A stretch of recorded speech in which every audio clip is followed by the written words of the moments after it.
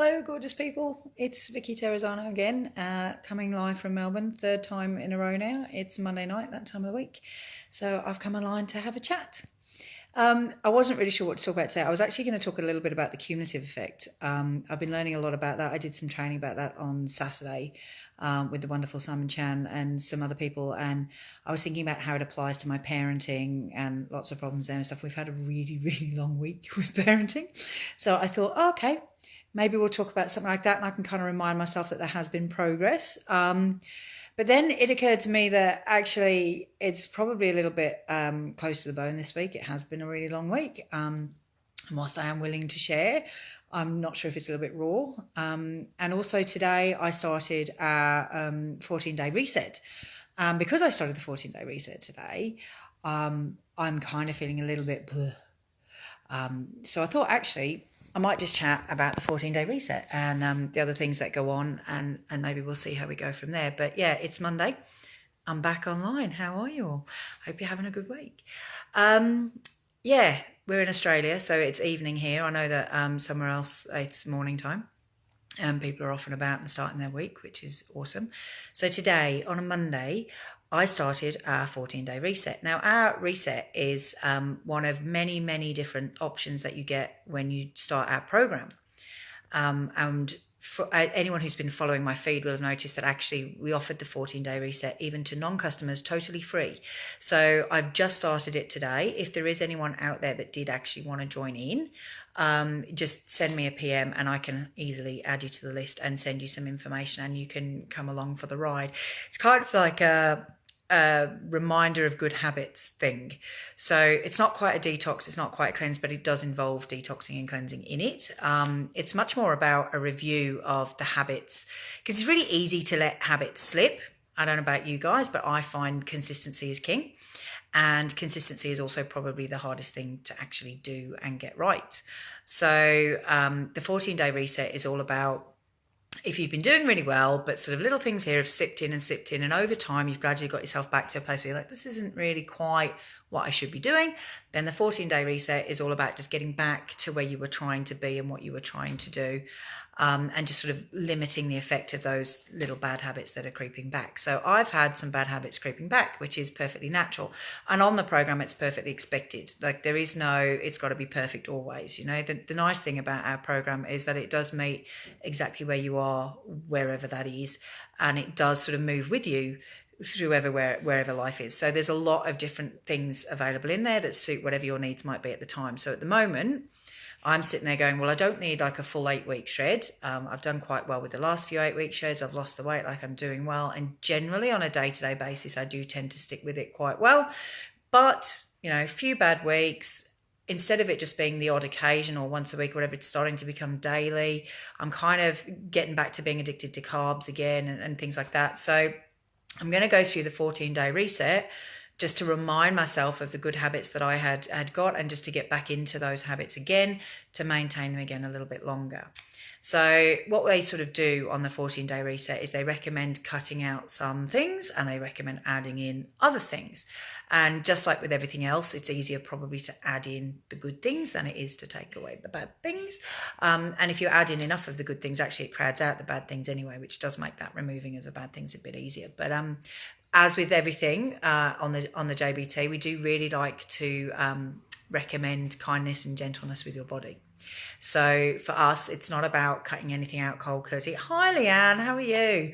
I'm just chatting about our 14-day reset we're doing that's free at the moment if you wanted to jump on.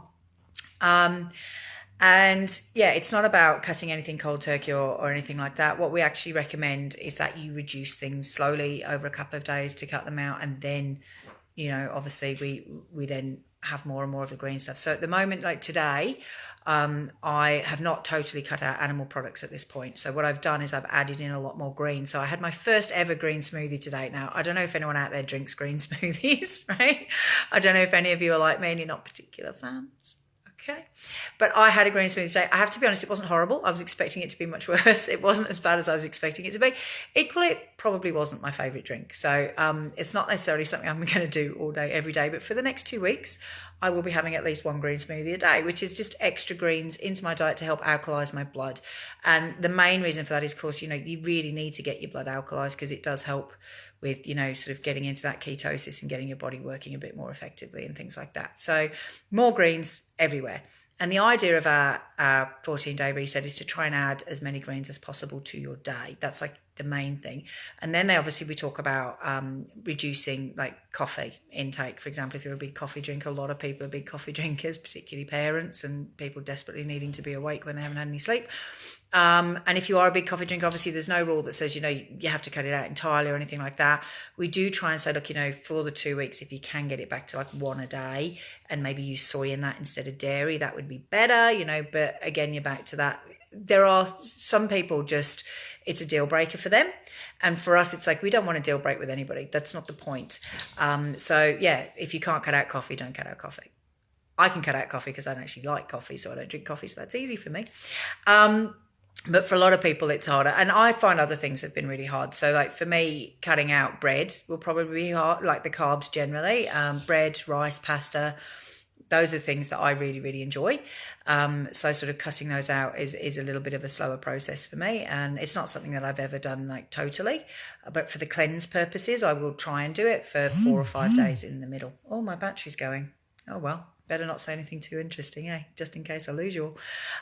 But yeah, so I started the 14-day reset today, and I had my green smoothie and I had all the right food at breakfast, and yeah, I'm hoping to keep it going for the 14 days. And we've got a nice support group online, and we're all going to be cheering each other on and doing as much as we can for that 14 days. And like I say, it's free at the moment. So if you fancied getting rid of some of your bad habits or trying to introduce more good habits, then, send me a PM and I can send you the info and you can have a look at it and you can join us if you like or not. But yeah, if anyone else has been having like a rough week parenting wise as well, I just want to say, look, hang in there. One of the things that I love about the Plan B stuff that I've been looking at through Ross Green and everything is really more that thing about us parents are really hard on ourselves, and about sort of trying to be kind to yourself as well, and recognizing that we all make mistakes, and that when you do, really beating yourself up about it isn't really going to help anything, and you've got to try and get over it and move on. And something that was said in training on the week, hi Silvana, how are you? When I was at training on Saturday, Simon Chen said something about, you kind of have a choice. When something goes wrong in a day, you can have it, ruin that 5 minutes and give you a bad 5 minutes, or you can have it ruin the entire day. And a lot of that depends entirely on how you respond to it. So, when you make a mistake or you do the wrong thing with your child or with whatever you're doing, if you beat yourself up about that for the entire day, it is going to impact the entire day. Whereas if you can go, oh, that was a mistake and I don't want to do that again, and I'm going to try not to do that again, and then forgive yourself and move on, then hopefully the day improves and it's a better day for everybody. And by the end of the day, that is just a small part of what happened in the day. It's not like the deciding factor. It doesn't set the tone for the entire day and ruin everything else. So, try and be kind to yourselves this week, and try and remember that parenting is tough for all of us, and none of us are perfect. And one of the biggest things that I think I'm definitely learning and agreeing is, people go on about, kids' behavior or behavior today or whatever. And I think the thing I'm remembering is that behavior, it's not specific to children. Like even adults have bad behavior and poor behavior. And a lot of it depends entirely on our capacity and what's going on in our week. So, maybe if someone's being rude to you or not being nice or whatever, try and remember not to take that personally, and try and remember that whatever it is that they're doing is probably more about what's going on in their lives than it is about what's going on in your life. And let's try and spread some kindness. Simon Chan said on the weekend, one of my favorite quotes of the day was definitely, if you think good, you feel good. And if you feel good, you do good. But the nice thing is, if you do good, it actually helps other people feel good, and then they do good. And then we can spread that around. And that's lovely. Hi, Sarah. I was just talking about Plan B and a few of those things. So you might have some tips for people. It's been a long week. I haven't got it all right. I am slowly getting a lot better with the patience and the not responding in my natural way, and, sort of making sure that I'm trying to understand what he's talking about. But yeah, I think we do still make mistakes. And I think when we're overwhelmed and we're tired, particularly, I have to be prepared for the fact that in the next few days, because I'm going to be detoxing, because I'm now doing this reset, the chances are I'm not going to make the parenting choices that I really want to, or I may not make the parenting choices that I really want to. But every time that I do, that's strengthening that, and that's making that better. And I've been sort of looking into Plan B for probably nearly a year now. And I'm still really working on me, and I'm still really working on trying to have the right responses and trying to have the right thought processes. And I was just reminding myself today that, what I do now is so far removed from what I did then. And, it's the same with my health. It's the same with my diet. What I do now compared to what I did a year ago, so completely different. And yet the steps to get here have been really small, and the progress has been probably quite slow on an individual month by month basis. But when you look at it, the cumulative effect is amazing. And I think, just 5 minutes a day, or even, five minutes in the morning, to just sit there and set your mind and just say, today's going to be a good day. Today I'm going to try. And today I'm not going to beat myself up if I get it wrong.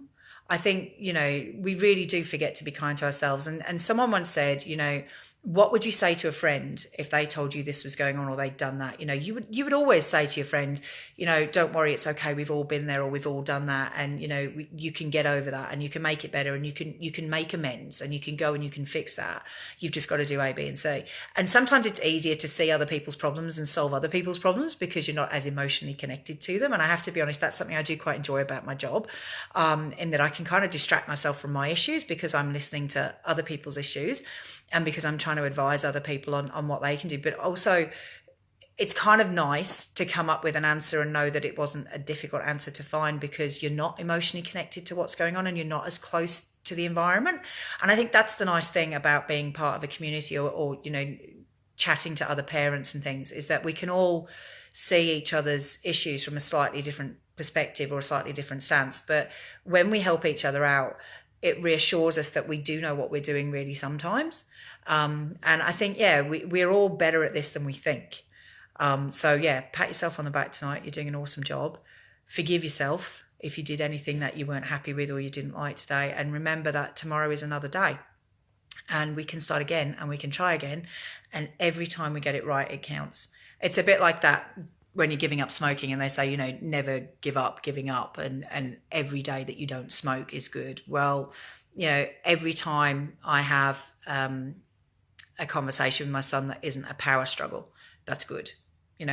Every time I'm collaborating with him properly, that's amazing. Every time I'm remembering that he's not giving me a hard time, he's having a hard time, and I'm treating him accordingly, that's fantastic. Every time I actually put the stuff in a blender and I make a green smoothie, yay me, that's brilliant. It doesn't matter if it's not every day, but the more often I can do it, the better that's going to be.